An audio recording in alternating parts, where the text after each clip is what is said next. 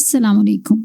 आज मैं आपके साथ बीफ बिरयानी की बहुत ही ज़बरदस्त रेसिपी शेयर करने जा रही हूँ। इस रेसिपी को फॉलो करते हुए आप बहुत ही मज़ेदार, डिलीशियस, टेस्टी और मसाले से भरपूर बिरयानी तैयार कर सकते हैं।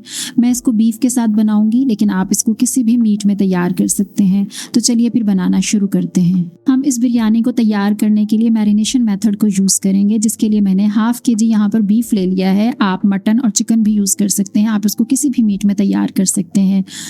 इसको मैरिनेट करने के लिए हम इसमें कुछ इंग्रेडिएंट्स ऐड करेंगे, जिसमें सबसे पहले 1 टेबलस्पून अदरक लहसुन का पेस्ट इसमें जाएगा।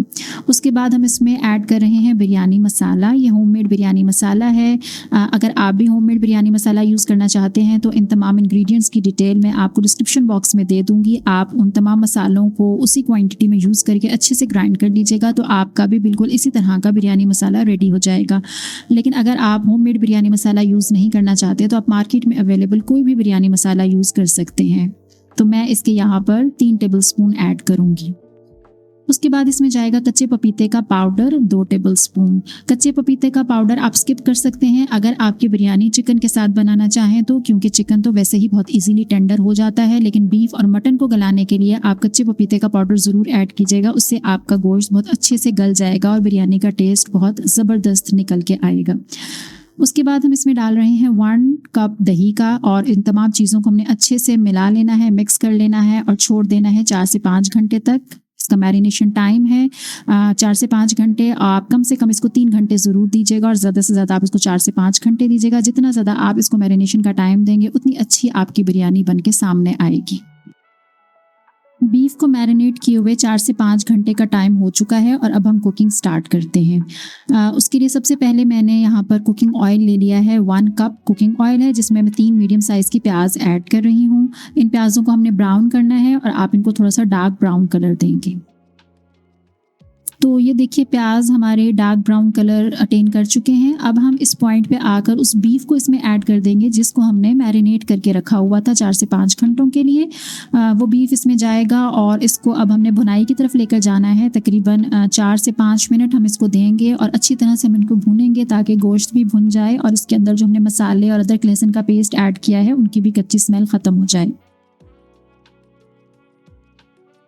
इसी भुनाई के दौरान हम इसमें टमाटर भी ऐड कर देंगे। तो ये 3 मीडियम साइज़ के टमाटर हैं जिनको मैंने चॉप कर लिया था, वो इसमें चले जाएंगे। साथ में ही हम इसमें 3 अदद हरी मिर्चें चॉप्ड वो भी ऐड कर देंगे।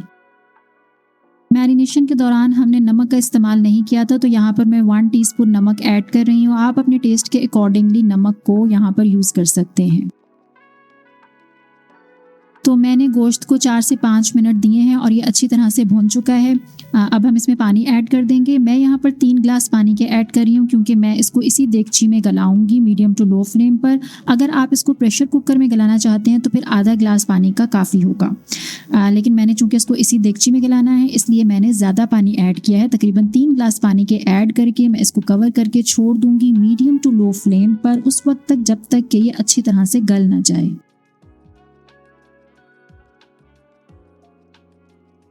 जब तक गोश्त गल रहा है तो उस वक्त तक हम चावल बॉईल कर लेते हैं, जिसके लिए मैंने एक बर्तन में खुला पानी ले लिया है और उसमें मैंने 2 टेबलस्पून नमक के ऐड कर दिए हैं। हाफ टी स्पून उसमें साबुत ज़ीरे का ऐड कर रही हूँ। और ये तमाम चीज़ें हम इसलिए ऐड करें ताकि चावल अंदर से फीके ना हो और उनके अंदर भी एक फ्लेवर हो, एक टेस्ट हो। 1 दालचीनी की स्टिक इसमें डालेंगे हम, और 1 अदद हम इसमें लौंग यूज़ कर रहे हैं। कुछ पुदीने की पत्तियां और 4 से 5 हरी मिर्चें जिनको हमने बीच से एक कट लगा लेना है, वो भी हम इसमें ऐड कर देंगे। ये तमाम चीज़ें ऐड करके हम बॉयल होने देंगे पानी को। जैसे ही पानी में बॉयल आएगा तो हम उसमें चावल डाल देंगे। चावलों को मैंने आधा घंटा पहले भिगो के रख दिया था और मैं यहाँ पर आधा किलो चावल यूज़ कर रही हूँ, क्योंकि मैंने आधा किलो गोश्त यूज़ किया था। तो बेस्ट बिरयानी बनाने के लिए जो रेशो है चावल और गोश्त की वो सेम होनी चाहिए। अगर आप आधा किलो चावल यूज़ कर रहे हैं तो आपको आधा किलो गोश्त यूज़ करना है। अगर आप 1 किलो चावल यूज़ कर रहे हैं तो आपको 1 किलो गोश्त यूज़ करना है। अगर आप ये रेशो बराबर नहीं रखेंगे तो फिर आपकी बिरयानी का वो मज़ा नहीं होगा जो कि होना चाहिए। अगर आप रेशो सेम रखेंगे तो आपकी बिरयानी एकदम परफेक्ट और ज़बरदस्त बन के तैयार होगी। यहाँ पर चावल को हम बॉयल होने देंगे और इसको हमें इतना गलाना है कि ये 90% तक डन हो जाए। हमने इसको 100% तक नहीं गलाना है, हमें इसको सिर्फ 90% तक गलाना है, क्योंकि जब हम इसको दम में लेकर जाएंगे तो वहाँ पर भी चावल ने गलना है। अगर आप इसको यहीं पर बहुत अच्छे से गला लेंगे तो फिर आपकी बिरयानी बैठ जाएगी और वो खिले खिले दानों के साथ नहीं बनेगी। तो 90% तक चावल गलाने के बाद मैं इसको ड्रेन कर लूँगी, इसका पानी फेंक दूंगी और चावल हम साइड पे रख लेंगे। तो यहाँ पर बीफ भी गल चुका है और बहुत अच्छे से गल चुका है। आपने गोश्त को बहुत अच्छे से गलाना है, क्योंकि जितना नरम गोश्त होगा उतना ही खाने में मज़ा आएगा बिरयानी में। यहाँ पर फिर हम इसमें फाइनली एंड में कुछ हरा धनिया ऐड कर रहे हैं, तकरीबन आधी गड्डी हरे धनिया की, जिसको मैंने बारीक चॉप कर लिया था, वो मैं इसमें ऐड कर दूंगी। अब हमारी दोनों चीज़ें रेडी हैं, चावल भी और गोश्त भी। अब हम इसको लेयरिंग की तरफ लेकर जाएंगे। तो लेयरिंग के लिए मैंने वही देगची ले ली है जिसमें कि हमने बीफ का मसाला रेडी किया था। उस मसाले को मैंने एक बाउल में ट्रांसफ़र कर लिया है और उस देगची के नीचे हमने थोड़ा सा ऑयल लगा लेना है। आप उसी मसाले का ऑयल यहाँ पे ऐड कर दीजिएगा बॉटम पे।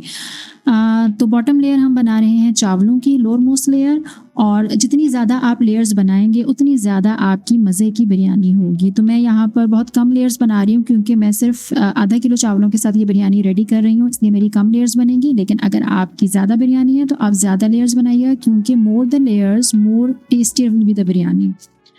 तो बॉटम पे हमने चावल बिछा लिए हैं, उसके ऊपर हम एक लेयर बीफ की ऐड कर रहे हैं, जो कि हमने मसाला रेडी किया था बीफ का। उसके ऊपर मैं हरा धनिया, पुदीना और कुछ हरी मिर्चें जो कि मैंने फाइन चॉप करके रखी हुई हैं, उन चीज़ों की हम इस हरे मसाले की एक लेयर लगा देंगे। और जो टॉप के ऊपर लेयर आएगी वो आएगी चावलों की।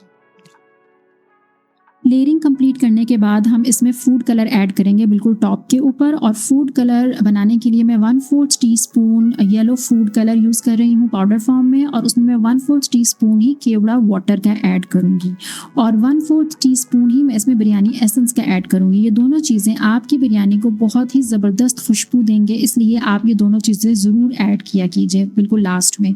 तो ये एक मिक्सचर सा बन गया है फूड कलर का, और इसको मैं डिफरेंट पोजीशंस पे इस तरह से डाल दूंगी। एक ही जगह पे आपने सारा पोर नहीं करना है, आपने थोड़ा थोड़ा करके लगाना है, ताकि हर जगह पे बहुत अच्छा सा कलर आ जाए। फूड कलर ऐड करने के बाद हमने इसको कवर कर देना है, हमने इसको दम पे रख देना है तकरीबन 10 से 12 मिनट तक। और 10 से 12 मिनट के बाद जब हम इसको अनकवर करेंगे तो हमारी बिरयानी बिल्कुल रेडी होगी ज़बरदस्त खुशबुओं के साथ। उम्मीद है कि आज की रेसिपी आपको पसंद आई होगी, तो ज़रूर इसको ट्राई कीजिएगा, मेरे तरीके से बिरयानी बनाकर देखिएगा, आपको ज़रूर पसंद आएगी। वीडियो को लाइक कर दीजिएगा, चैनल को सब्सक्राइब कर लीजिएगा अगर आप इस पर न्यू हैं तो, और फैमिली एंड फ्रेंड्स के साथ शेयर भी कर दीजिएगा। तो मिलते हैं फिर किसी नई रेसिपी के साथ। टिल देन अल्लाह हाफिज़।